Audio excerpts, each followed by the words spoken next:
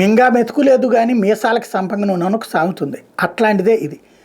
సుప్రీంకోర్టుకు ఒక ఆయన వెళ్ళి భారతదేశం అంతా ఇప్పుడు షుగర్ వ్యాధుని పడిపోతున్నారు, జనాలు ఆరోగ్యం లేక ఇబ్బంది పడిపోతున్నారు, సైక్లింగ్ లాంటివి చేయాలి, వాకింగ్ లాంటివి చేయాలి, దానికి తగ్గ ట్రాక్స్ లేవు, సైక్లింగ్ చేయడానికి దేశవ్యాప్తంగా అన్ని ఊళ్ళల్లో కూడా ఒక సైక్లింగ్ వే అనేది పెట్టాలా, ప్రతి ఒక్కళ్ళు సైకిల్ మీద వెళ్ళాలనుకునే వాళ్ళందరూ అట్లా వెళ్తారు, తద్వారా ఆరోగ్యాలు బాగుపడిపోతాయి అని చెప్పి ఓ పిటిషన్ వేశారు.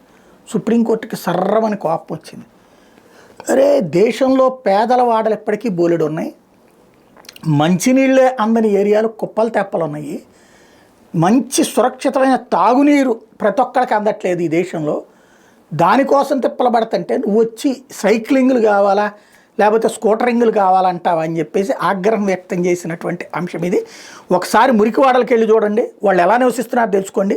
ప్రజలకు ఇల్లు ఇవ్వడానికి రాష్ట్ర ప్రభుత్వాల దగ్గర డబ్బు లేదు, తాగేందుకు శుద్ధ జలాలు లేవు, మీకు మాత్రం సైకిల్ ట్రాక్ల గురించి పగటకళ్ళగా అంటున్నారంటూ ఘాటుగా వ్యాఖ్యానించింది.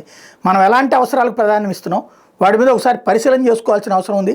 రాజ్యాంగంలోని ఆర్టికల్ 21 ఉద్దేశాన్ని గుర్తు చేసుకోండి. తాగేందుకు సరైన మంచినీటి సౌకర్యం లేదు, ప్రభుత్వ పాఠశాలలు మూతపడుతున్నాయి, కానీ మీకు మాత్రం సైకిల్ ట్రాక్లు కావాలంటూ తీవ్రస్థాయి ఆగ్రహం వ్యక్తం చేసింది.